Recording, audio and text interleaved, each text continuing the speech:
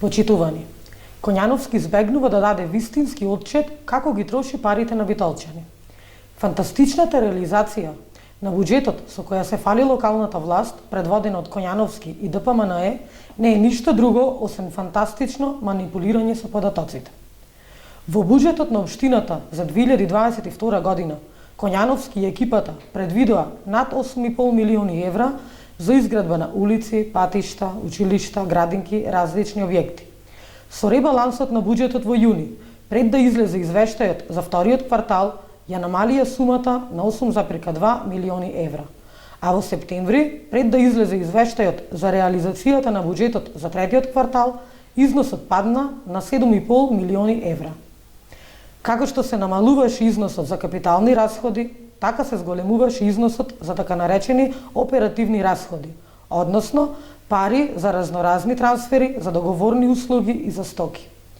Од првично предвидените 7,9 милиони евра со ребалансот во јуни, сумата се зголеми на 8,2 милиони евра, а со ребалансот во септември на над 9 милиони евра. Со други зборови, Коњановски и ДПМНЕ земаат од купот пари наменети за улици, патишта, училишта, градинки и префрлаат во купот пари кој тешко може да се најде каде завршиле. Затоа расте процентот на реализација на капиталните расходи во буџетот.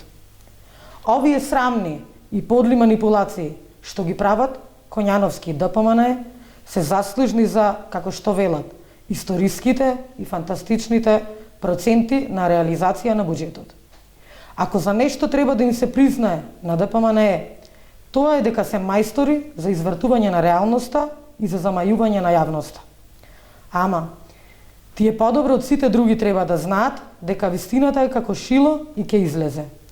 Излегува на виделина и податокот дека за 9 месеци годинава градоначалникот Коњановски и екипата околу него потрошија 11 милиони евра, а од нив само 4,5 милиони евра за изградба на улици, патишта и објекти. Коњановски е должен да објасни каде завршија парите. Граѓаните треба да знаат и дека во првите 9 месеци годинава Коњановски и екипата потрошија 3 милиони евра повеќе отколку што имаше приходи во општината.